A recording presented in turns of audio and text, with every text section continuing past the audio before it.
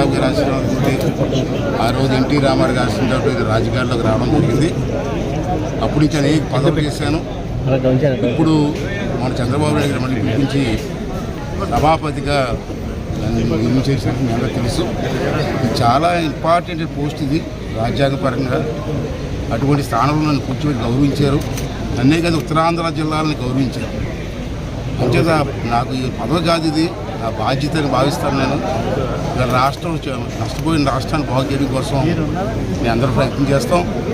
అలాగే అమ్మవారి టెంపుల్ చంద్రబాబు నాయుడు టైంలోనే శాంక్షన్ అయింది, మీ అందరూ తెలుసు.